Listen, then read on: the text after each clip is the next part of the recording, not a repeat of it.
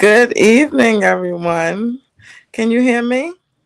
I can hear you. Can you hear me? Oh, I sure can. Thank you. Good evening, everyone, and welcome to Reality Speaks TV, where we have real conversations with real people in real time.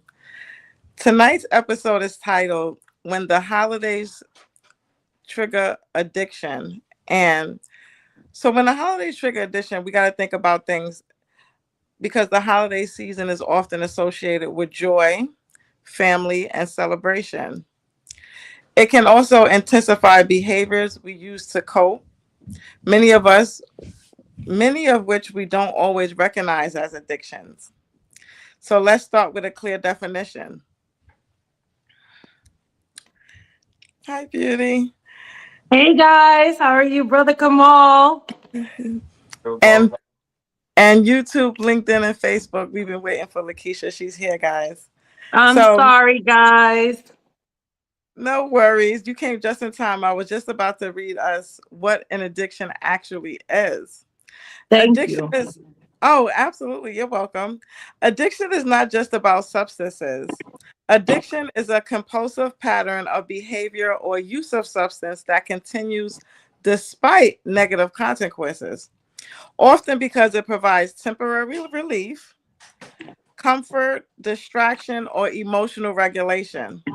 In simple terms, addiction is when something controls you rather than you controlling it. And that something doesn't always look like drugs or alcohol, right?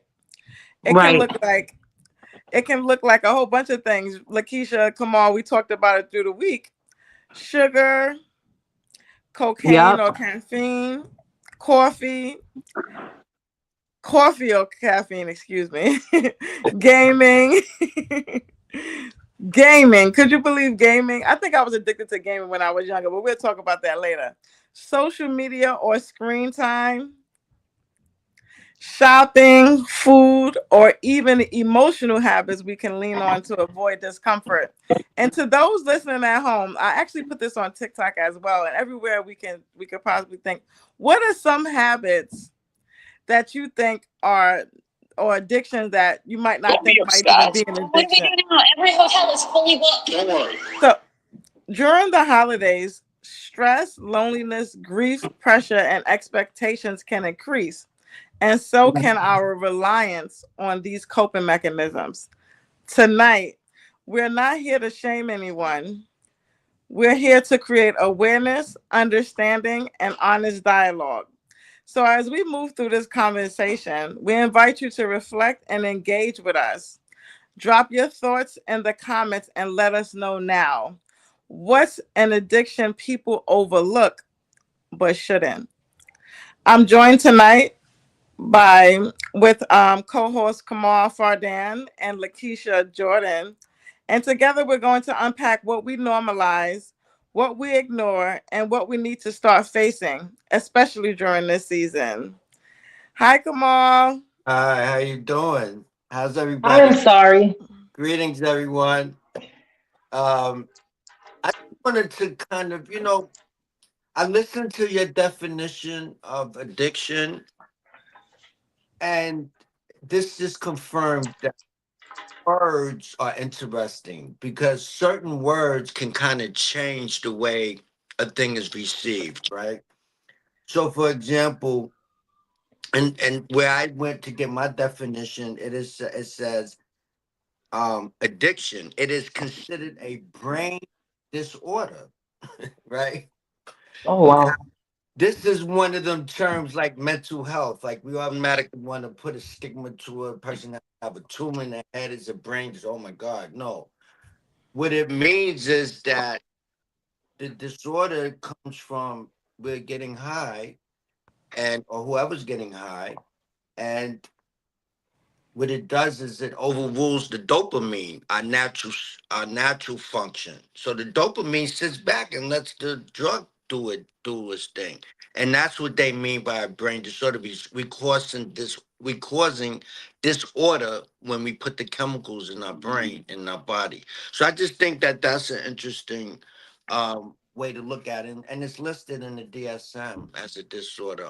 It's called well, marijuana is called cannabis the cannabis disorder, and everything else is just is like a drug or substance abuse disorder. Everything else is substance abuse. Thank That's you so much yeah. for that, Kamal. I really appreciate that you dug deep. And you see, that's why I love perception and I love the variety of guests, because we always get something is the meeting of the minds, right? But before we jump into a heavy topic, let's start light. What's one holiday guilty pleasure? I guess you two didn't know I had an icebreaker for you, did you? What's one holiday guilty pleasure you allow yourself? Like, is it food? Do you indulge in your favorite show? Yourself? Do you indulge in yourself for the holiday season? What food, drink, show, or habit or tradition do you indulge in? What's one guilty pleasure? I'm gonna start with me. So the guilty pleasure that I indulge in is I watch the most probably terrifying things on TV, like crime shows. I'm catching up on all those shows that got the drama. Like sometimes, not all the time, but I also for the holiday season because I have free time. It's like the time that I'm with my family. I also indulge in sweets. I'm telling you right now, if I have to have an addiction, it would have to be to cake. So the same question for you, Kamal. What is one holiday guilty pleasure you allow yourself during this season? Oh, can't hear you. I was muted. I'm going to say this season been just taking it easy and relaxing, um, which includes eating and watching TV. But it hasn't been all. I stray away. Sometimes I put some jazz music on, just just to switch up from the episodes. And sometimes I watch Bible. I look up certain Bible verses and chapters on YouTube, and so that's it. That's all I'm doing right now. Nothing crazy. Lakeisha, same question, beauty. The question You is, what's had one me at holiday? sweet. Oh, wait, I can't hear you. Oh, can you hear me? I can hear her. Oh, you can? Yes. Oh, here we Hold go on, again. All hold right, on. so answer the Wait, wait, question. I'm wait, gonna hop wait. right back in. It's not her. Tom. Can you hear me, Kamal? Okay. I want to make sure she can hear me. I cut my Bluetooth off. Can you hear me, Sister Sparkle?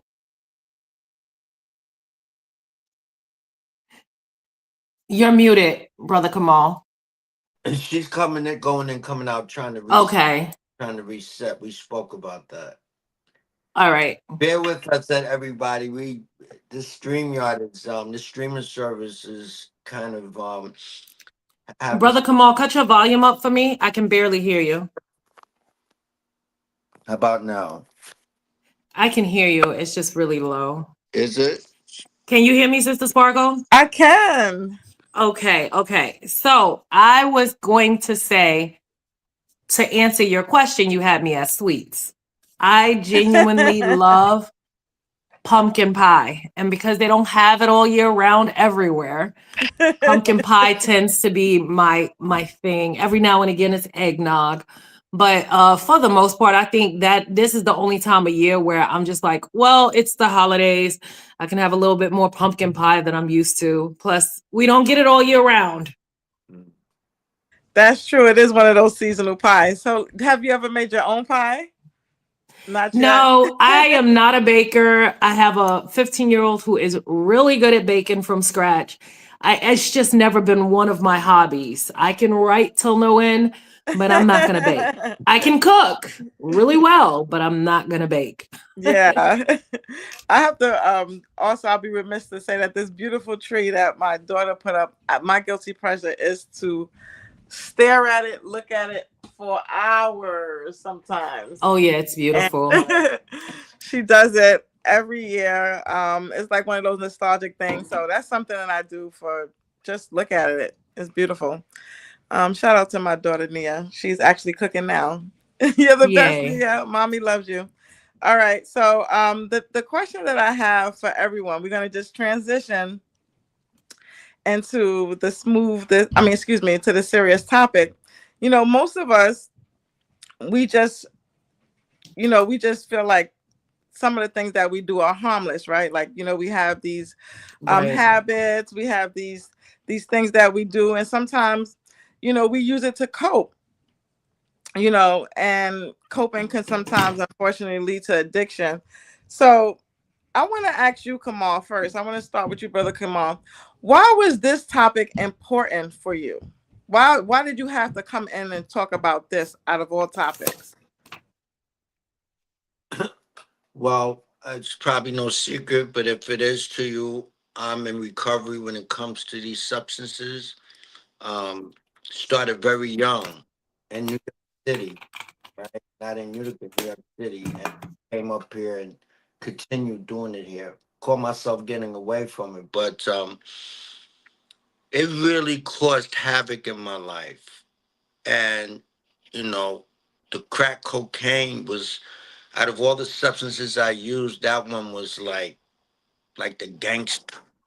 If for a lack of better words, that's the gangster drug right there. Like, and how I got into the neighborhood is a whole different issue. We didn't bring it in. We don't have no poppy fields in the hood, to grow no cocaine. But that's another subject, right? But I got caught up into it, and out of everything that I've tried, I felt like this one was gangster and it was trying to kill me. So I think it's important today, you know, as when we go out of it, those of us that's in recovery and those that's not, if you can speak to someone and keep them away from it, then that's what this is all about for me, trying to dissuade someone with my story and what I went through, to discourage someone, to at least try to manage what you're doing if you're doing something, and then try to get to the point where you can stop it, instead of trying to get higher and higher and higher. And that's part of addiction. You just can't get high enough, right? You just can't get high enough. But that's it for me. Oh, Lakeisha, thank you so much for sharing that, brother Kamal. Well, Um, that sounds like this is a purposeful night for you. And Lakeisha, what is the reason why you're interested in this topic about addiction? I think for me, it's more acknowledging the thing that many of us take for granted when we think about addiction, we think about how it's impacting the people who have the addiction. But it's not necessarily as much of a widespread topic about the impact it's having on the people that care about the addicts. And in some cases, growing up, and of course, I'm a 70s baby. So, as Brother Kamal was talking about the crack addiction and different things, I have so many loved ones that I've seen literally consumed by that era. And, back then I was a child. So I'm a child with no say. I'm being able to observe all these things and not fully understand what's going on. But then to become an adult, work in mental and behavioral health, actually have loved ones and myself. I mean, I used to be an alcoholic from my teenage years up until my mid 20s. You couldn't catch me either without, something to drink, beer, alcohol, whatever. But it came to me later on that I was literally just trying my hardest to not deal with the reality of some of the things that were really still deep rooted. And so then I started looking at the addiction from a medication perspective. We know it's not a good medication, but to have the experience to come out of it and be able to look back and see how, even in some cases, how distant I would have been from my children, for example. I needed to just sleep. I didn't want to think. So now they're not getting time with their mom. And, me just being able to come to the realization that this isn't just about the person who is the addict. It really impacts everyone that cares about that addict, even when they have to pull away as a last resort just to keep themselves safe. The idea is everyone that is attached to that addict is being impacted one way or another. Wow. And For me, I came here for myself and people who are in denial. You know, the Nile is not a river, and it's not only a river in Egypt, right? So I came up here to be like, you know what, Sparkle? I keep saying, oh, make an NA meeting, make an NA. You know, this is my NA meeting. It's called Reality Speaks TV. And Yes. my reality is I got somebody in my life named Brother Kamal who, you know, he's special to me because he finds a way to give somebody who's in denial the facts. And then once you face the facts, then you force to face yourself, especially when you claim that you're on this road of recovery, especially healing. So I'm on Yeah. this road of healing recovery. I've been on this road now for a little while, and soul searching is one of those deep dives, right? And so Yes. as I'm getting better and levels are getting made, and shout out to Doula Debbie, who's also a LS come on, I'm not about to chop this up. Lakeisha, y'all help me out. She's a licensed she's a Licensed social social worker. worker. Yeah. Yes. Okay. She's LSW. a master too. I think is an M at that. Debbie, help me out over here. I ain't gonna chop up your accreditations, but I think licensed social master worker or something, LSMW or Nice. LSW. One of the two, we mix those two letters up. Hey Debbie, it's so good to I was this is funny. Did you ask her? Because I was asking if she would I come. did ask her, but you know, she said that she'll be watching, and she is. She's watching from Facebook. Hi, Debbie. And then I just wanted to say that I know her as a doula because she's Doula Debbie to me, or Debbie Doula, right? DD. Right. So she's, you know, she was just, I forgot, I lost my train of thought. But hi, Debbie. I'm gonna go and say oh, I want to shout out to Debbie to say that we just completed a postpartum doula, which was a 4-week a 4-day extensive from 9 a.m. to 6 p.m. And it was intense. So she completed it with me. Shout out to us. It was so we have now we're certified doulas, certified lactations practitioners, and now we're certified in our postpartum doula. So we helping mothers while they're before they have the baby. We having mothers during the pregnancy, when they come home, help them with lactation and breastfeeding. I just had to, you know, shout it out because it's important work, you know, as we learn that the facts about doula. We'll have another show about that. But Debbie says, yes, that's correct. That what we're saying about her. And then I also want to say, say hi to Zeke, who's watching too. Hey Zeke. He's asking to come on. I told him that his input is welcome. So everybody who's watching, your input is welcome. The question of the day was, if what addictions have we not noticed that we think is an addiction? You know, like caffeine is one. But The sparkle. yes, Move I'm on. listening. Before you move on, Lakeisha says something I would like to add on. She gave me a thought, if you guys don't mind, like a minute or two. Absolutely, that would So be great. I just want to share this verbal vision with you, and maybe you can envision it. And we see it all the time when we go to the local stores. We see people asking for dollars or whatever. We see people that's obviously using. And I just want to make sure that you understand the mindset of that, because I've been there, where every dollar you get goes to drugs. Plain and simple. You ain't buying no food. You ain't buying no clothes. You ain't got a place. Pretty much got a place to sleep. Everything is going to this drug, right? And as far as having an apartment, so when I'm sitting here thinking about where I used to be, and I'm in a place where I'm paying rent, different things, I own stuff. I'm not selling my, you know what I'm saying? I'm not living like that no more. And it's so much different and refreshing. But I can't forget where I came from, and I want you guys to understand that this addiction is so bad that some people will look at a cardboard box and get comfortable with it. And I don't get that. How you can sleep in a cardboard box and get comfortable with it. And not everybody that's addicted does that, but some people do. They're forced to sleep on benches or in abandoned buildings, which is kind of dangerous. But it's a lifestyle with this addiction. It really takes over your will to live, and it becomes your everything. thing. You talking about being in love. Right. That's a powerful love right there. That's all. I So think that's the chemical. So let me hear you. I was gonna say that's the chemical dependence, right? Like that's the substance abuse. There's all different types, but I'm listening, Lakeisha. I was gonna say another thing that we also kind of take for granted because it doesn't look the same is functioning drug addicts. And I have working in law back in New York City. I've worked around so many people who literally were functioning drug addicts. We're talking about lawyers that had to have coke. We're talking about folks that literally would come to work with freaking alcohol in the flask and gum to kind of cover up the scent. But you're looking at these people and they don't look drugged out. They're literally doing their job. They're doing it well. But behind the scenes, as you said earlier, Brother Kamal, they are still having that desire. You could see the mood shift if there was a craving or something like that. They're still doing everything they're supposed to do.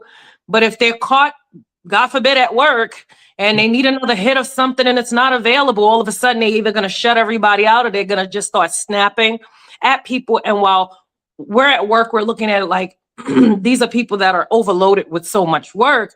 When because I have lived in this realm of addiction with so many of my loved ones, I'm like, yeah, that person needs a hit.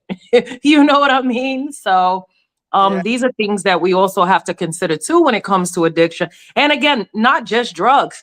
I want you guys to also think about the fact that there are some people, I don't care if it's caffeine, like you said, or gaming and different things of that nature. At some point every day, they start getting anxiety and the different things that come with addiction if they can't get to whatever they're trying to get to in that moment. But this is a daily thing. They know they have to have whatever that is. So, And we don't, people that start getting highs, they don't start out with the intentions is, I'm gonna sniff this cocaine and get addicted to it. of course I'm not. gonna smoke this crack and get addicted to it. I'm gonna shoot this heroin and sip this heroin and get addicted to it. That's not what we do. We might be out at a party or with someone, whatever friends may introduce it, and we say, I tried, and it starts out as fun. And Right. addiction, just before you know it, you have to have it, and you're craving for it, and and it Right. becomes an addiction. But no one starts out with that. Okay, Chris is on. So, Hi, Chris. Yes, that's what we're talking about now, Chris. Yeah, Absolutely. he's watching Yes. from Facebook. He said he came on late, but have you started talking about other chemical addiction like caffeine and sugar?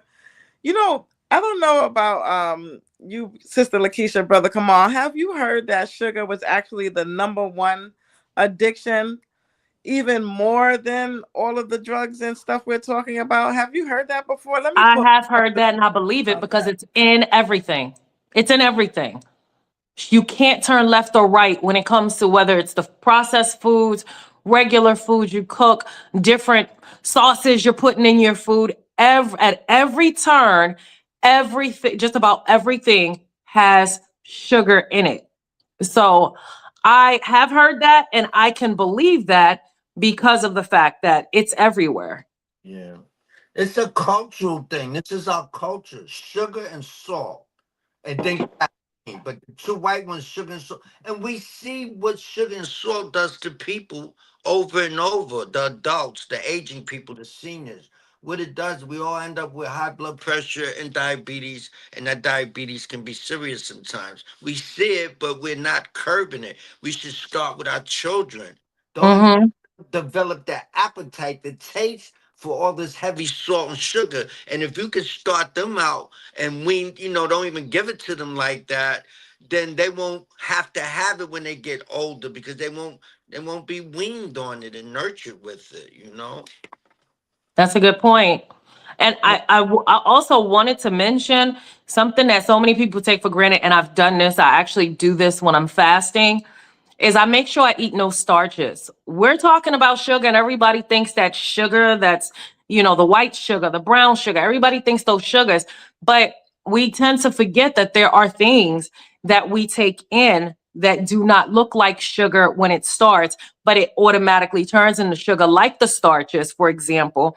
When I go through my fast, sometimes I will purposely say, I'm not eating any starches because I already know what it's going to do in the end. And when it turns into that sugar, what is your body then doing? It ends up craving for more as if you didn't just eat. So I challenge everyone who's actually watching right now. If you want to test that theory, think of every starch you normally would eat, whether it's the pastas, the rice, whatever, potatoes. Give yourself, say, 48 hours of no starches whatsoever, no breads, no nothing. And not only will you start feeling different, but the beginning of that, when you say, you know what, I'm not going to do this for 48 hours, the beginning process of that is your body is going into overdrive, really wanting that sugar. It really is, it's making you think you're hungry. So now you get a chance to kind of play with your own body and see how your body is responding to the fact that it can't even have it for the moment. And then you do that for another, 48 hours or 72 hours. And you start to feel different. You start to feel, like more energized. There's just, for everyone watching, challenge yourself at one point, whether it's for 48 hours, 72 hours, to say no starches whatsoever, no sugars, no starches, nothing. And watch how quickly your body responds to the fact that it doesn't have what it's used to in that moment, but it feels good in the end. The end result is you feel better. So I just have to also say though, and add on to that, we have to be careful though, because the body needs carbohydrates, right? So there's this diet called the Atkins diet. They don't call it no carb, they call it low carb because it's really almost impossible not to eat any carbs. No matter, it's like in fruit, if you have a piece of fruit, you're gonna get a little bit of carbs, right? But like the low carbs is what you're talking about, keeping the white bread, the potatoes, the rice, all that. Eliminate that for a while, but your body is gonna feel a little weak because that's where it gets its energy from the carbohydrates that we take, Right. right? I've tried that diet, the Atkins diet, and it's kind of tough. And you can't even go no further than I think 2 weeks doing that. After that, you have to eat something. But if you want to lose weight, it's definitely excellent for that. But you just have to be careful with it. Carbs is necessary for the body. You just can't overdo it, and you have to exercise. But you And have look for better carbs as well, like carbs that, like they say, there's good fat, there's bad fat, there's good carbs, there's bad carbs. Like it is a matter of looking to see where can I find the good. It's like protein. A lot of times people are like, well, I'm just not going to eat any meat, but you need protein. Yes, it's also in the beans. I can sub it out for beans. Like, so you want to look for ways to be able to make you allow your body to have what it needs to have without actually just feeding that beast that desires to continue to take in that sugar. Where is my sugar? So I'm Speaking with you on that, brother Kamal. yeah. So speaking of addictions, I mean sugar as an addiction, it is actually the most overlooked and normalized addiction.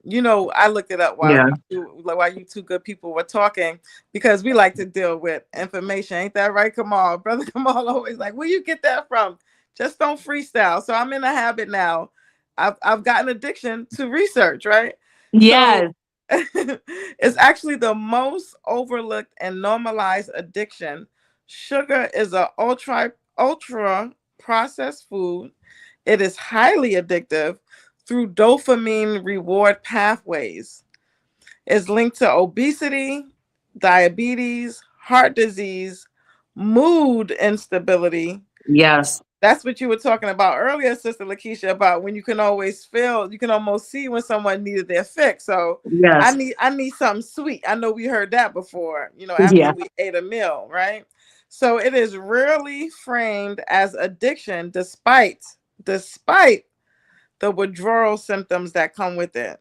So this is one of the most ignored addictions, especially during the holidays. Especially during the holidays. I Let's want my sweet potato pie. so that's some food for thoughts, but prayerfully it won't be anything sweet. So, well, mindfulness, right? So functional truth, like it's a functional person who can function, with their without it or with it. How does that really go? Hi, Yes. Angela, watching from Facebook. So I think that I had some questions to ask you, but are we interested in the most commonly, like the number one addiction in the United States? Would you like to guess what the number one addiction is in the United States? You talking to me in Lakesha?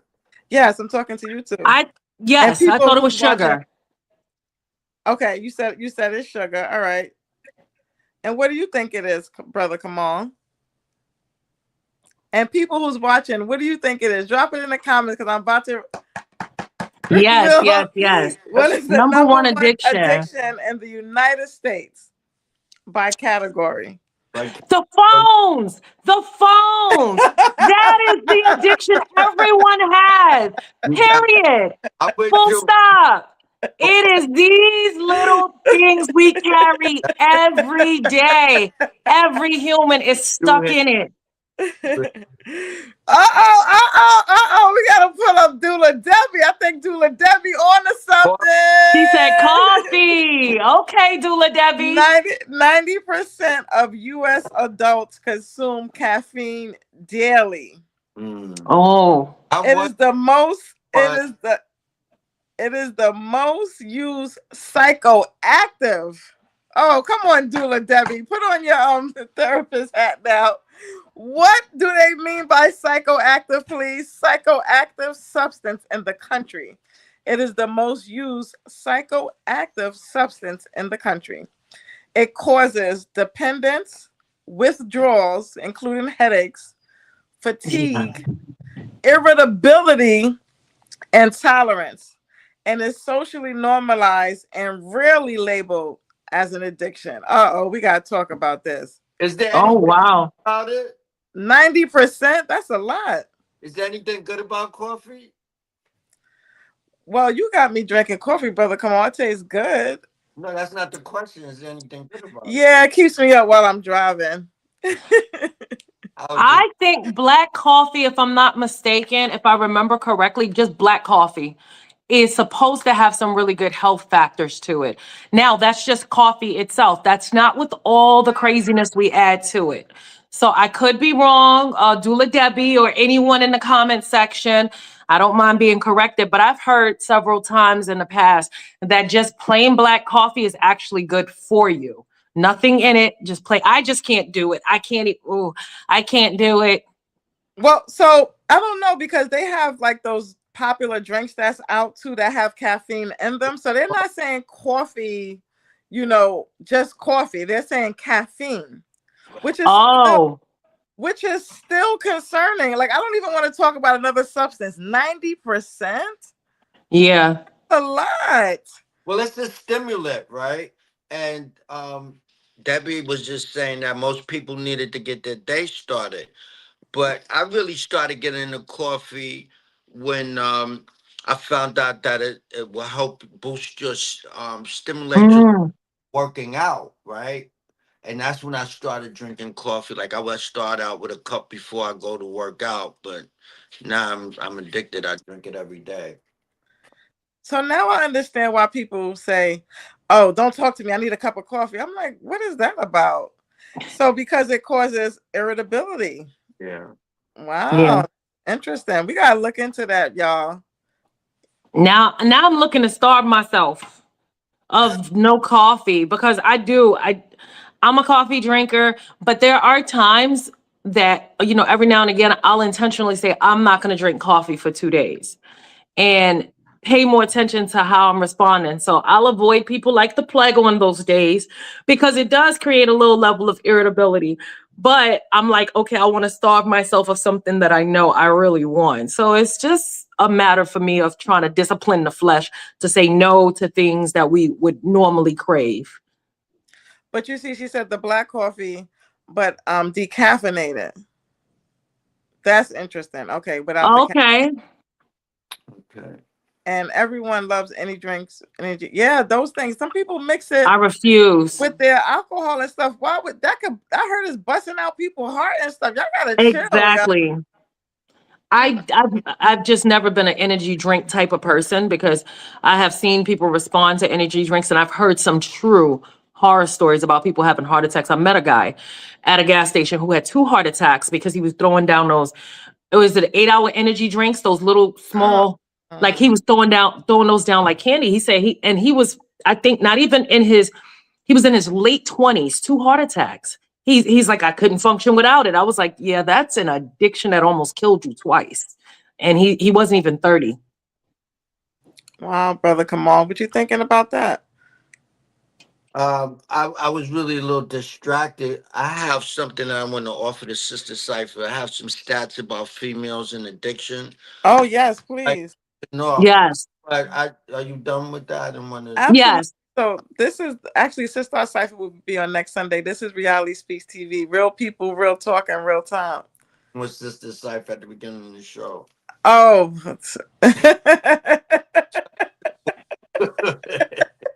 So it's a cipher. Let's go. Let's go, brother Kamal. I, and I was cleaning up and I came across a stack of papers that I have, a little chapter that I made a copy of, held on to, relevant to today. It's about substance. This chapter was about substance misuse, but it's a social work book, and this says females tend to experience higher lifetime prevalence rates of mood and anxiety disorders than males. Let me read that again.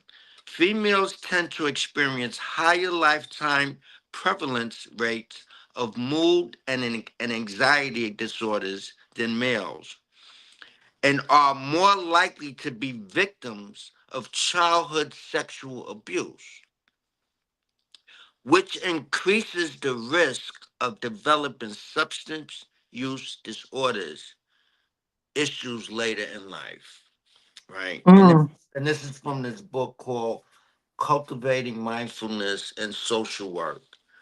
Nice. And I thought this was interesting. It's something to look at, and maybe that's why we see so many women out in the street, selling themselves. That's also part of it, to get the drugs. Um, It doesn't say what men have to do, even though we probably robbing and stealing, even though say you guys probably more than us, but we're still out here too as well. But what do you guys think about that stat? I personally think there's relevance to it because it takes me back to the point I made earlier where the addiction is the band-aid. It's not the root. Mm. It actually to your point, while you were saying it's the likelihood that women have had to go through certain things throughout their lives that end up making it more likely that they're going to be addicted. And we're not even going to add into it the fact that women have to go through everything from the mood swings and different things with their cycle and menopause and perimenopause. Like, so Eve literally did us dirty and we cannot punch her in the face till we get to heaven. But at the end of the day, we have all of these things already against us just by being women that we have no choice but to experience, then to compile on the different things that we can go through as women, whether it's, sexual abuse or different things like that. It can be quite heavy. And yes, I would believe there would be a higher likelihood for women because while women are more emotional naturally, men internalize and they are more aggressive. So you'll see whatever they're going through come out as anger, aggression, like you said, robbing, stealing. With women, it's a little bit different. We're going to shut down and we're going to do whatever we need to do to band-aid the issue. And it's always going to look different for different women. But men and women definitely will be dealing with these things from different perspectives. Wow. You missed it. I was just talking about how I can't wait to beat up Eve because we outside of all the things that we have to go through.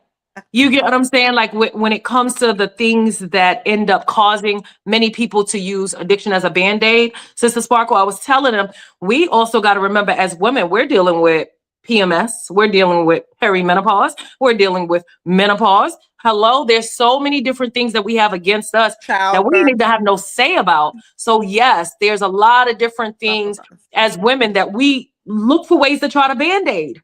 Yes, yes. Don't even get me started going down that rabbit hole, because once I go Right. down there,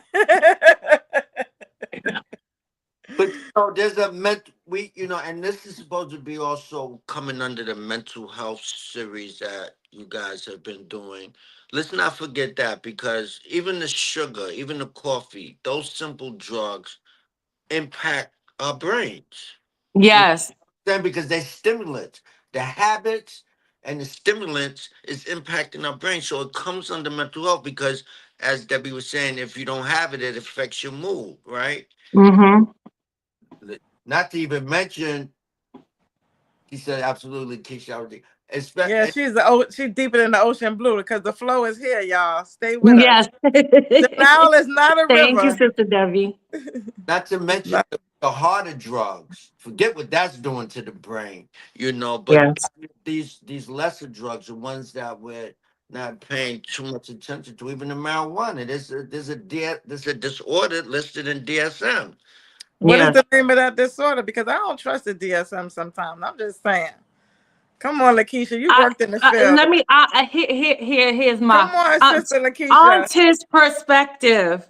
If it's gonna make money, they're gonna add it to the DSM. But I'm not the one to gossip, so you ain't heard that from me. Bottom line is, you Where's think my stuff at? I want us to consider the fact, from a whole different perspective, from a spiritual perspective. God said He gave us everything we needed to tend to ourselves in the Bible, right? You think about all these things that we actually naturally have here that heal us, that actually build us. And I think it was Brother Kamal. I was talking to you guys yesterday, I believe, about the fact that for everything from poppy seeds to these things back in the day that used to be used to numb us before, like the medical field was everything medicine. There were so many different natural ways that we were able to tend to ourselves. Now we look at a lot of these things from more of a financial perspective and an abusive perspective. While all these things were initially there for us to be able to help ourselves, anything, it doesn't matter what it is, anything can be abused. And just because something can be abused doesn't mean it's always all bad either. Because if it was naturally put here in order for us to help ourselves, then clearly God felt like there was a bigger picture, a better purpose for these things that we have. Just because somebody chopped and screwed it doesn't mean the initial reason for it was bad. Yeah, I would like to say that about food too. You can say that Yes, about, some people who are obese, right? Or plus size, or wide, we can physically see their addiction, right? But yes, some of our addictions we can't see, and I would like to say that all of them that we're naming tonight is one of them.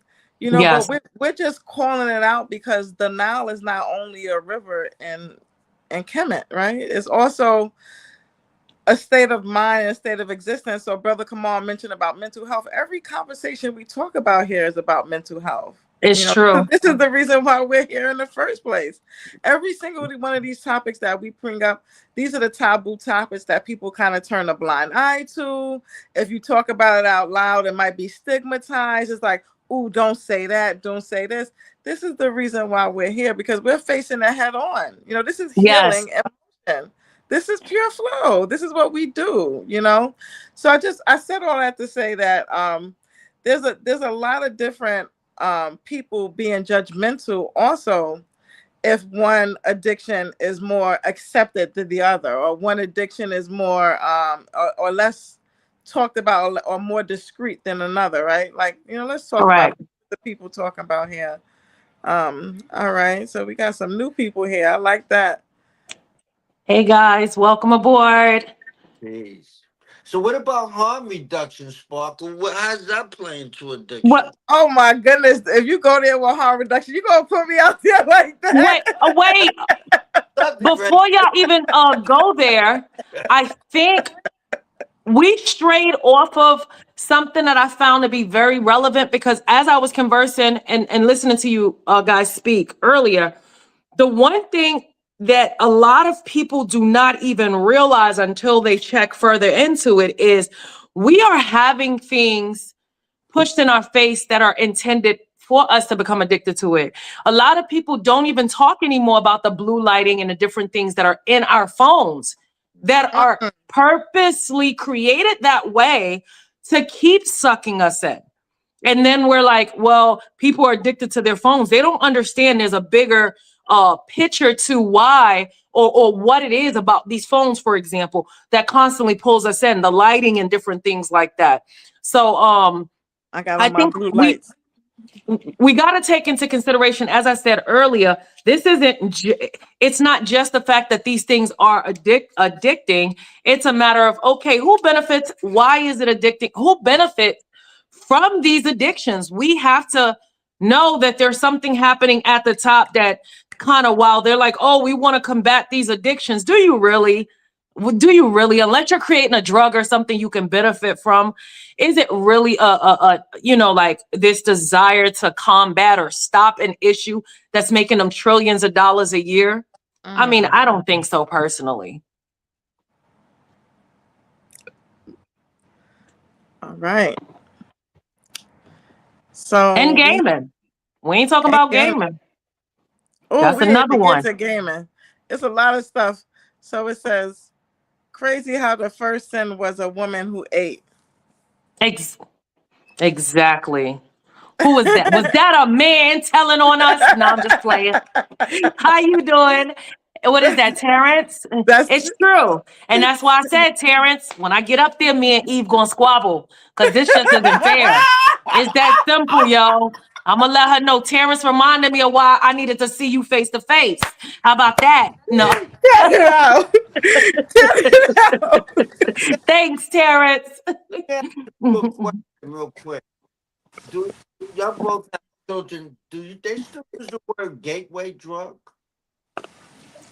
Did you use that when you talk to your children about drugs? Is that something that they use, or is that a dead term now? I heard that when I was young. I don't You, hear it anymore now. I did you? think it's the same people who made up DSM made up that line. Exactly. I think We it ain't even might gonna be talk those about same Sigmund people. and Freud, but that's a whole nother story. Y'all really need to learn the history of psychology. That's what y'all need to do. Learn the history of psychology. But That got me cracking up yes, over. it's deep. It's deep.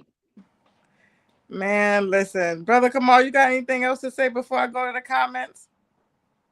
No, go to the comments first. They've been Okay. patiently. Let's get them involved. All right. So, Uh, um, so when people think you just mentioned harm reduction, brother. Yes. we need to get back to. We didn't even get started on because the case you wanted to end. Was talking about. But So we can go there now. so when we think of harm reduction, we think of reducing the amount of whatever it is that we have, substance, food, etc. Is that what you mean? The ultimate goal is to quit. Ah. I get what she's saying. She's basically saying the idea of harm reduction takes away from the fact that we don't want to reduce anything. We want it to stop. And I could be wrong, Sister Debbie, but that's how I took that, is saying we think about harm reduction as in how do we reduce the harm when we really want to stop the thing that's causing the harm altogether. So what do you think of that, Brother Kamal? This is the subject for me because, and I don't want to belittle anybody because it started out. This term started out with the syringe program. That's what comes to mind for me. We have one. Ah. So this is comes under the theme of harm reduction, right? To prevent people from spreading HIV. This is the idea behind it. So if Mm. everybody has their own needles, they don't have to share. That reduces the harm of the spread of HIV and TB, Mm. Hep C, and HIV. That's the idea. But now it has become, to me, just my opinion, an enabling thing for the people that, because we should be trying to get them to stop, as Debbie was saying. Like, the idea is to stop, right? But we can't judge. So person can become for 5 years, and we're gonna make sure they all right. Instead of at some point say, yo, when you get yourself together, when you don't have to be mean, don't have to be all the time, but just don't be completely absent with them trying to encourage somebody from stop in that field. But maybe it's because it's about the grant. Like, if you don't have no clientele coming to get it, then you can't get the money. I don't know. But to me, harm reduction is not a good thing from someone that's in recovery. From that perspective, where we just keep, you can start out by doing it, but at some point you should be trying to get them more. And it even goes so far as if it ain't the needles, it's Suboxone, which is a substitute for heroin. People become addicted to that. It becomes a replacement. So, but everything has good and bad. There's a different curse with everything. There's I found what you just said very interesting, brother Kamal, because there's a gentleman that I watch his YouTube podcast, Cash Jordan. He actually ran down, went to like Skid Row, went to all these places where you could see people strung out on drugs and stuff. And he himself was going into these risk reduction program places, intentionally asking, do you guys have any information on drug programs that can help me get off? They were, sure enough, giving out all the things necessary to reduce your chances of getting AIDS and passing it. But none of the programs that he had stopped at, and he stopped at several, none of them had any advice to forward on how these people could get off drugs. That was scary. This is in real time. He's going and asking these questions. We don't do that. What? All we care about is making sure you got clean needles, but we can't, even if somebody came here saying, I'm tired of this, they have no advice to give them forward because they were not built to give advice to help them get off the drug. Those are the type of things that actually scare me when it comes to the government grants actually rubber stamping, basically coddling addiction instead of saying, while we're doing this, this is the best opportunity to at least have information in the event that somebody truly is tired. I mean, I used to think that too, but quite honestly, after having conversations with Brother Mike at the Cornerstone Community Church in Utica, New York, he helped me understand the purpose of harm reduction. He articulated that so very well. I only wish he was listening or he could be watching right now. So I used to think just like that, like, that's not the way it's supposed to be, but it's a reasoning for the reasoning of the reason, right? So Right. he was able to put into perspective for me the reason why the harm reduction programs are actually helpful. And so Brother Pastor Mike, we'll ask him later on, and maybe we'll have him on later to talk about that. Because harm reduction, is good and bad in everything, right? Right. I think Uh, the point, the real quick point that I was trying to make in that is, it doesn't matter what program you are. You could be a shelter, you could be a rehab, whatever. The point of the matter is, there should always be a sense of, for every government program, at least we have resources in the event that someone wants to. That's as simple as having a list of places. But again, I don't think it's anything wrong with the harm reduction. That's not what I'm saying. I'm saying if that is the stopping point for someone, let's just say that's the only building they notice and they're trying to get help. If this program has nothing to offer in regards to, you can go down the block, two blocks over, and there's a rehab place right there. That's correct. My thing is, information is power. So these programs should still have information to offer these addicts, and they don't have to promote them getting clean. But if somebody comes in there with a desire to do so, I feel like they should at least have access to information to forward, was my point. Yes. Yes. And I believe that's what he was talking about too, like the certain things that they need. Like, it's no secret that sometimes or a lot of times, the way they prioritize funds in our cities and our states or to issues, it's definitely mishandled, But I Yeah. do like this question right here, Sister Lakesha, Brother Kamal. What are your thoughts on being addicted to respect? Because when I hear that, before I move to that, my thoughts on harm reduction, I feel like they should have something sustainable for the root, which is mental health, and the classification of addiction is mental health. So they should treat it as such. They're treating it as something that is the person's fault when we shouldn't do that if it's a mental health issue. So that's what I have to say about that. And thoughts on being addicted to respect. What I'm thinking about with that is like, what do you mean by that, Chris? Are you talking about like authority? Like somebody's addicted to respect, they go into the police field or they go into a job like that? Or like, oh, you got to respect me? Or what do you mean by that? What do you think? What are your thoughts, Brother Kamal, Sister Lakesha, on being addicted to respect? I don't. I was going to ask the same question. I'm not exactly sure what he means. I think you're close to it. That's the only thing that kind of makes sense to me. That some people want respect, whether they're athletes, whether they're famous, like Clarissa Shields, your bestie, your idol right there. I I think. don't know about idol. I number one supporter, maybe. Yeah, but I think that she's a perfect example of someone that is addicted to respect. If I could think of someone, she's current and she comes across that way a little bit. There's nothing wrong with that, you know. Oh, you talking about her confidence? Yeah, and she wants Her as a confidence. respect. She wants to get paid like she's supposed to. She wants to have respect all the way around. And she did get $8 million, but she felt like she deserves. She feels like she should get 50 million, like like Floyd. This is the kind of respect she's looking to get in this field. And she will. Mhm. Clarissa, we here, girl. We ain't meet yet, but we gonna meet. We met in another life because She if does. you hear her story or if you see her films, he's right. I am a number one supporter of her. And if you see her film and you understand her story, then you will understand her glory. So she demands what she earned. She got it out the mud, what they say, right? So I Right. respect her. If I wasn't disabled, Clarissa, girl. Don't do it. Don't do it, Sparkle. No. Respect, sis. Well, Nothing but and respect. so what I really am curious, Chris, if you're still watching, I would love if you could type in the comment section or elaborate on what you mean, because when you said thoughts on being addicted to respect, the first thing I thought about being addicted to respect would be, is this a person that's walking around like showing everybody respect to no end? Or is this a person that's saying, I demand respect from everyone everywhere I go? So if you could add some, as a vehicle for serotonin. Oh, okay. I don't Okay. know.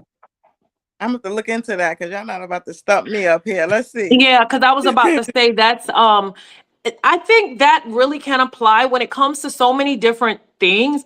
That's like a person being addicted to just constantly being kind to everyone. It don't matter. Somebody smack them. It's okay. I'm so sorry. Like the idea of an addiction is, what is it actually tending to?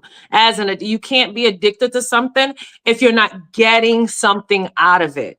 You know what I'm saying? For yourself. So Oh, that's interesting. Serotonin is like the chemical in our brain, right? Yes, yes, you got it. I was just about to So, read it. yes, so yeah, it's also like people that's addicted to power. It's the same yes. thing. It gets you high. It's a natural chemical in your brain. Um, Correct. and the respect and power sometimes go hand in hand, Chris. Sometimes it's the power with the respect. With respect comes a little bit of power. Maybe you could throw fame in there. Whatever it is that gets a person happy, whatever their desires. High. Yeah, they're high off of power and money. And yeah, that can apply to a laundry list of things. That's a great point, Chris. Yeah. So, just for the listening audience, too, who perhaps didn't know, like myself, I want to share to a like mind. Serotonin is a natural chemical messenger in your body and brain that helps regulate mood and emotional balance, feelings of calm and well being, sleep and wake cycles, appetite and digestion, impulse control, and how satisfied or content you feel. Mm. So it's often called the feel balance chemical, not the happy chemical. Okay. Serotonin helps you feel steady, not chaotic, calm, not panic, and content, not constantly craving. Oh, Okay. okay. Okay. So the serotonin versus dopamine, just really quick, I'm going to put that in. And when it comes to addiction talk, dopamine is the I want more, reward, craving, chasing. And the serotonin is I'm satisfied, I'm balanced, calm, and contentment. Okay. Thank you Okay, for clearing that up, Sister Sparkle. absolutely. You're So welcome. I'm sitting there thinking, are we gonna before we end? I would like to touch upon the holiday season with our addictions, mainly mainly the abuse of doing everything extra this time of year. Whether it's drinking or drugging. I know I used to want to just go all in. I'm trying to get as much money as I can to spend, especially for the new year. You know, um, I don't know what that's about. Getting high as hell. Was we want to get high as hell for the last day of the year, and swear to God, we're gonna stop in the new year. I don't know how that go. We like get depending on chemicals altering our bodies. Don't even need to come from outside substances. That's a good point. Well, so you, brother Kamal and Lakeisha, you understand, and sister Lakeisha, you understand where he's coming from, brother Kamal. What was the for like? Because I need some help there. Put it back up. I think he was saying that he says like we get dependent on chemicals altering our bodies from within, from the brain, whether it's sugar, the respect, the power, the serotonin, the dopamine. We could get it if we're doing the right things. We could do that. We don't even have to get to the outside substances. Oh, like like this, like tree hugging and just like nature, The- like natural high. Yeah.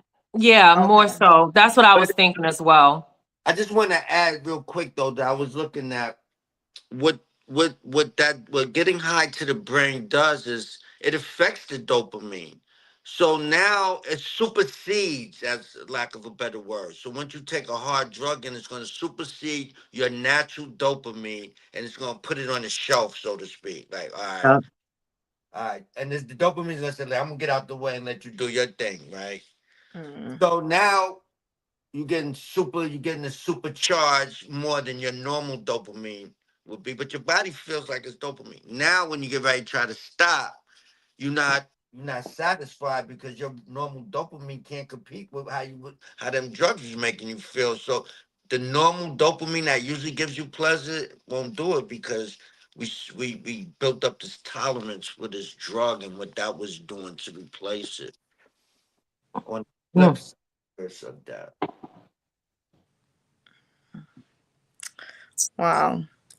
So, I guess finally we can get to at least one question. So, I guess when somebody has an addiction, right? I want to ask you all, as we, I'm not going to keep you here too much longer, right?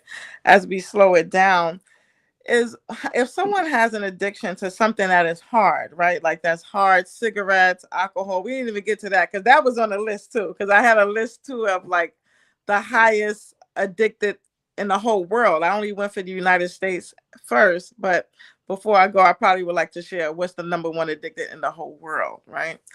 So I lost my train of thought. Going to ask a question. So the question that I was going to ask you is if someone is addicted right now at something really serious or really hard to break, but they are ashamed, they're shy, they don't want to be made fun of, they don't want to be taunted, they don't want to feel bad, whatever their reason is, what would you say to that person? You can go first. You want to go first? I personally, it's easy for me to listen to a person and work to step into their shoes. Like envision me being them, right? So when I deal with people, because I've been doing this for a long time, and I'm just, I think it might have to do with character. I'm naturally compassionate. I'm naturally like empathetic. I'm not as judgmental. All of us have little judgmental traits. We can go there every now and again, especially if it's something that triggers our emotions, right? But for me, because I grew up around so many beautiful people that I love, and I watched drug addictions take them. I've been around some amazing people that were drug addicts, and I've got to see the other end of their victories as well. And knowing that I stood in there with them in those hard moments, let's scream together. For me, I think it really becomes about who a person is, because it's easy for us to always see everything that everyone else is doing wrong, but we're never considering, how would I want? That's how I look at people. If I was in that person's shoes, how would I want people to actually respond to me? And so it makes it easier for me to respond to people with patience, with love, with just the idea of saying, I'm here for you. I remember when I worked in New York City, for example, in the law firm, Bora Goldstein, Alschuler, Schwartz and Nance, the top law firm in New York City, even till this day. I used to have some of the attorneys from time to time look at me like I was crazy as I'm leaving in my business suit, but yet I'm sitting on the corner with an alcoholic and I'm talking to them and I brought them food. I'm literally on the street with them in a business suit. Why? Because I know what it's like to be homeless.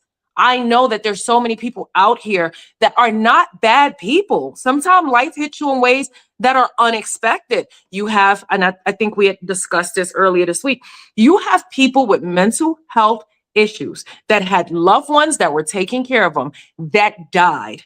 No one else was in line to pick up helping this person. Now they're on the street. So while we're looking at this addict or this person who looks crazy, like they're a nobody, or, oh my goodness, it has to be the drugs. It's because we are not in a position, especially when we have it, our lives are going pretty well. We're not in a position to say, let me try to imagine who I would want people to be for me if I were in their shoes. And I think that ends up being about us just really looking at each other from more of a self lens, if it is at all possible. If we could, every time we look at people, every time we see something we want to judge, we just stop and say, actually, I know it's not me, but what if it was me? How would I want people to look at me, approach me, help me, be there for me if this was me? That's where I'll leave that. I wish I had a mic to give you so you could drop it real quick. Hold on, I got you.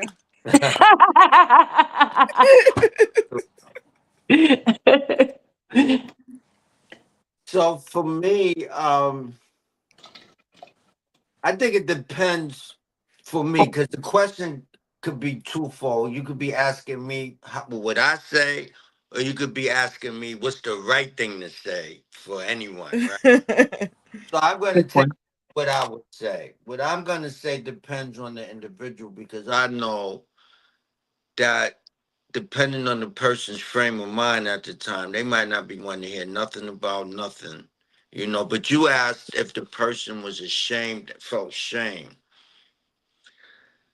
I don't know. Usually people start out, when they start out realizing that they're having this addiction, is usually an ugly drug. They're ashamed and they usually try to hide. They want people to go get it for them. You know what I'm saying? They're not trying to be seen doing it. They try to keep it a secret. But it doesn't stay a secret. Usually at some point you get a case of this, excuse my French, a case of the fuckets. Addiction kicks in. You don't care no more who knows and what you're doing and how you getting the money. But in the beginning, it's like shame and you trying to hide or whatever. So there's layers to it. So if I see a person that they just, like they don't want to hear nothing about unless you got a couple dollars for them. If it ain't, they don't want to hear it. I ain't gonna waste my time with them. They Right. don't.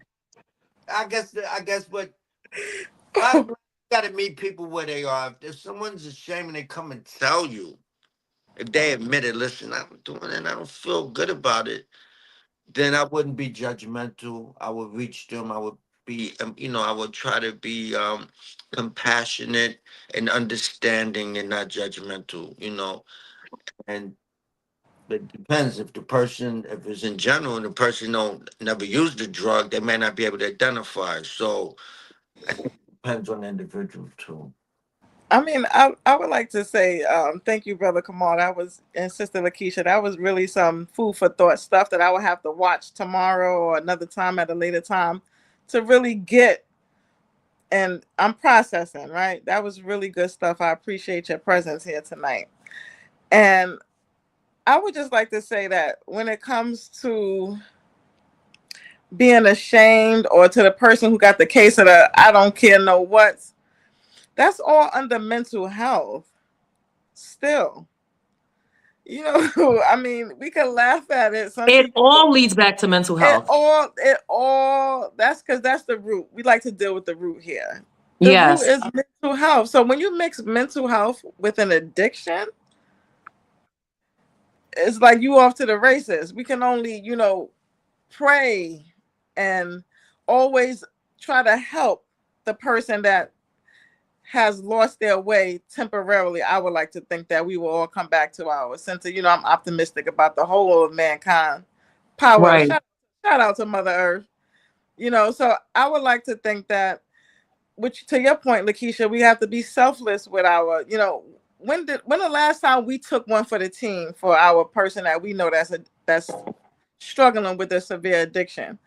When was the last time we didn't say, don't come around me, don't come around here, something gonna happen to you? Or, when was the last time we put something, gave a couple of dollars, and to somebody who just wanted a couple of dollars, but with those couple of dollars, we also gonna plant that seed, because we also in the business of planting seeds, So that's Yeah. all. I feel like all of these are opportunities to carry out our purpose in life with people that we know, like we doing on this platform right now in real time, right? Mm-hmm. So that's just how I feel like we need to be a little bit more patient with ourselves, so when we are more patient with ourselves, we can then be more patient for someone else. And it's not an easy undertaking, because a lot of us are traumatized, most of us, all of us. If you living in America and you got skin color that look like this, you traumatized, my G, whether you know it or not, or whether you like it or not. But it's not to stay there, because we're rising like the ashes from a phoenix. But we need the awareness to start. We need the denial to flow in the righteous direction, because we're here and we're struggling and we're dependent, and our bodies are taking a hit because we're too, I guess we're too, I don't know what we are, but we need to face reality. And the reality is that we need to be more mindful about the things that we're doing, the choices that we're making, and the people that we're engaging with. We have to show more love. And Dula Debbie says, yes, the main Exactly. point is always to meet them where they are. When I'm counseling sessions, it's not about what Debbie wants, it's about what they need. Exactly. Exactly. And that's It's not true. always easy for us to do, is it, Brother Kamal, Sister Lakesha? That's easier said than done, right? Like, because we got things going on in our own lives, right? But Life it's be a life. conscious decision. You have to, I always go back to the idea of understanding that the most important thing for me is to always capture my thoughts in the mind, right? You have to make a conscious decision. If you know that you are in the midst of someone that may irritate you, and I had to do this yesterday, something about that person's energy was off. I insisted on sitting in that and engaging them in a very loving way. And I saw the difference in the way in which their demeanor changed and everything about that person changed. I was uncomfortable, but I said, no, I'm going to stay here. Everyone doesn't have that ability, but I was consciously aware that I was determined to have my energy overpower their energy, in a sense of saying, I always say light will definitely consume darkness. I didn't want them to be there. I didn't want to be there. But I also didn't want to judge what I was looking. I knew what I was looking at, but I need you to see something you might not be used to seeing, which is compassion, which is someone actually being kind to you and letting you know that you're appreciated as a person. That's it. It's a conscious decision that most people don't even care to make, because it involves them stepping outside of their comfort zone. But I feel like it adds so much light to the world we live in when we can kind of spark a light in another person in a positive way. It's just my nature. I'm not even gonna lie. Mm. And you don't want anything in return. Never. Well, yes, I do. I want that light to get brighter in my surroundings. And it absolutely does every time. So, yes, I do. I expect the light to get brighter. And so that is to serve the person that's there. Of course, it's going to serve me because I'm happy seeing someone else now have a lighter spirit. But more importantly, it serves them and the people in the surroundings. Some people might look and be like, oh, wow, I didn't expect it to turn out like that. So you might actually be planting a seed to eyes that are watching, like, you know what? That was pretty cool. I would have never thought of that. You just never know. So the other thing about addiction, what I went through, when you get to the point where you want to stop after years of abusing, and you really want to stop, I mean, you know, hit what they call rock bottom. You don't have nothing, a pot to piss in, a window, throw it out, and even worse than that, right? When you try to stop and you're not successful, boy, that does something to you mentally. Each time you try to stop and you're unable to do it, you get deeper into the hole and you become more convinced that you're never going to be able to stop. Like this is going to just be a lifetime thing, to the point where, sad to say, a lot of people in the streets haven't been to the doctor in 5, 10, 15 years. They don't even know what their mental health is like. So you just really just don't care no more, and that hole gets. It's like every time you relapse, the hole gets bigger. Like it gets harder to get out. It's already hard to get out the hole. We just make it bigger. It's like a slide, like you pull dirt down with you, like you see on TV. But it's just mental. It's just harder to get out the next time. Right. So,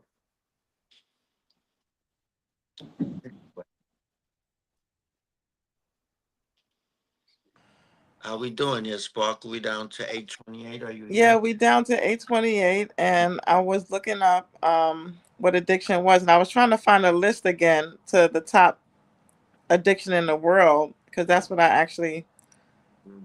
was looking for to tell you all before. So the most ignored is sugar. We talked about that already.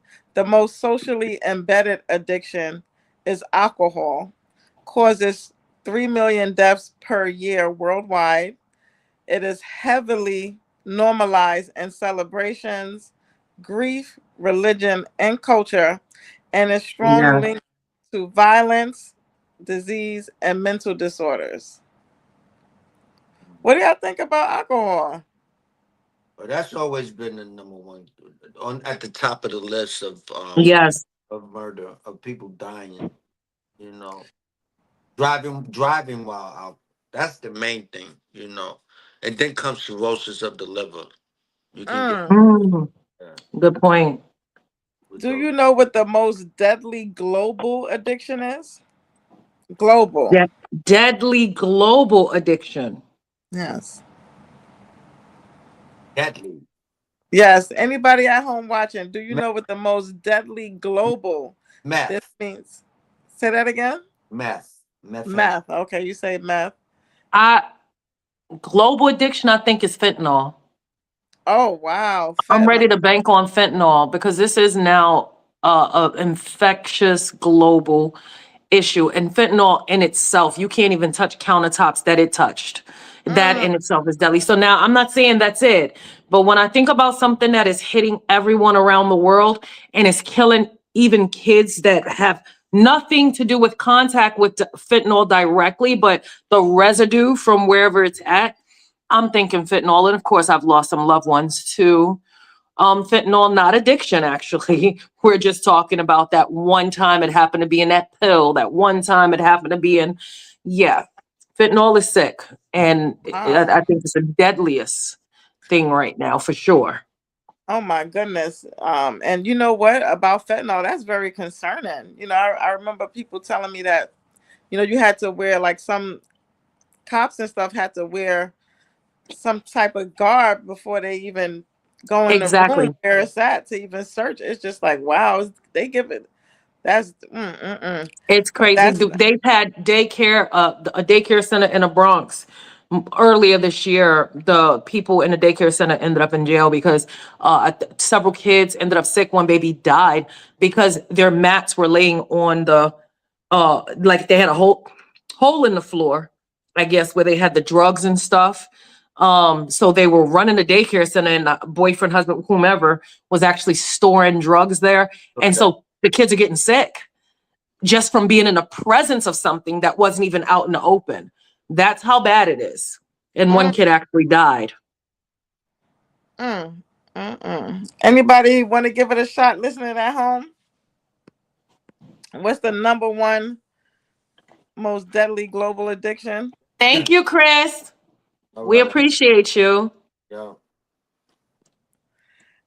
So y'all giving up the guesses? All right. So it's nicotine. Nicotine. Nicotine is the most deadly global addiction.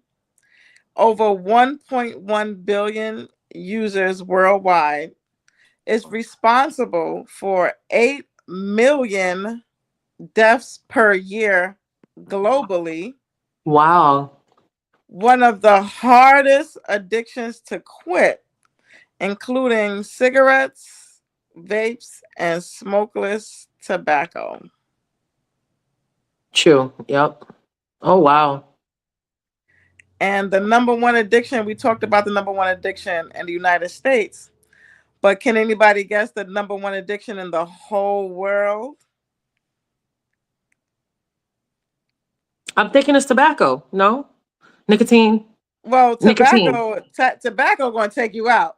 It's the most deadly global addiction. I mean, I'm even trying to be funny. God forgive me, not like that. Oh, it's wow. More like this is what this is telling me. So it's the so nicotine is the most deadly global addiction, Sister Lakesha. Okay. But I'm asking, would you want to take a guess at what's the number one addiction in the world? Because we went over the number one addiction in the United States. That's where we live at. But if I want to think about my brothers and sisters all over, Brother Kamal, what would you think it might be? If the most deadly one is nicotine, shouldn't that be number one too? I was thinking so too. I'm with Lakesha on that. It's actually caffeine. Okay. Oh, okay. Caffeine. So it's not so the United States is not alone on this one, right? We'd be alone on a lot of things that's so terrible, but this one we're not alone. The number one addiction in the whole entire world is caffeine. It's caffeine. It's the most widely used addictive substance on the planet. Wow. Consumed by over 80% of the world's population. It's found in coffee. It's found in tea, soda, energy drinks, chocolate. Chocolate. Wow. Not chocolate. Possible to post some of this information? I sure will, Brother Kamal. I sure will. Thank you for that. And medication. So caffeine is found in some medications too. It creates physical dependence, tolerance, and withdrawals, like I mentioned earlier, headaches, fatigue, irritability, and is rarely labeled as an addiction because it is culturally accepted and commercialized. Exactly. By sheer global search and daily dependence, caffeine is number one worldwide. Wow. Wow. So don't feel too bad about what you said, meth and fentanyl. No, let me stop. It's caffeine. I'm actually surprised to hear that. Right. I'm really actually somebody who don't drink coffee, but I do eat dark chocolate. So, but dang, it's like, really? So I'm definitely gonna post that, Brother Kamal. That's really all right. So we're gonna close on out, family. Is there anything else anybody else want to say? I just thank everybody. Thank you guys for watching. Like, subscribe, and share. And get ready for this coming next Sunday. Y'all come in ready to celebrate the last show. Guys, it's about to go down next Sunday. So we want you guys on board. We want you to bring your people. We will be talking about everything we're leaving in 2025. So I don't care if it's the job you're leaving, the abusive relationship you're leaving. I don't care if it's certain food you're leaving behind. We're going to come party with us on Sunday, the 21st at 7 p.m. Bring your New Year's hat because it's the end of the year show. Tell your friends to come join us because we want to hear from you guys what you're leaving behind in 2025. So I just wanted to put that out there real quick. We look forward to seeing you guys in the near future. That's right. Brother Kamal? Yes. Did you want to say anything?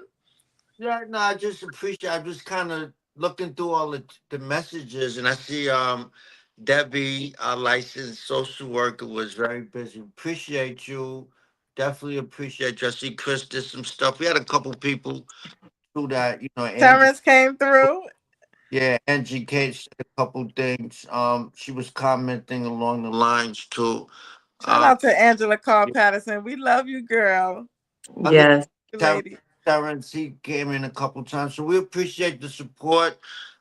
Share it. I'm thinking about trying to put some clips up. We'll see. But peace. Yes. All right.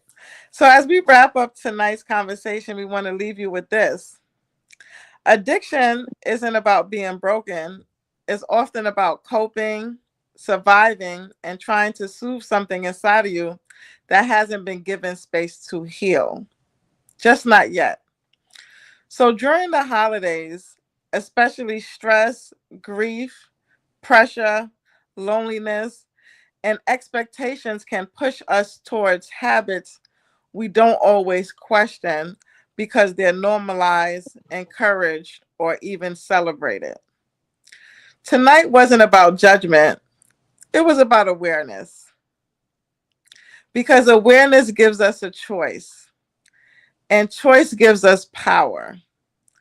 If this conversation made you pause, reflect, or recognize a pattern in yourself or someone you love, know this: you're not alone. And it's okay to start with small shifts. Sometimes the first step isn't quitting something, it's simply asking, why am I reaching for this right now? We thank you for being a part of this space, for your honesty in the comments, and for being willing to have real conversations that matter. Take care of yourselves this holiday season. Extend compassion to yourself and others. Be a gift. Show up in the present. And remember, healing begins with honesty. We'll see you next time on Reality Speaks TV, where real people have real talk in real time. No time. Good night. Good night, guys. Good night.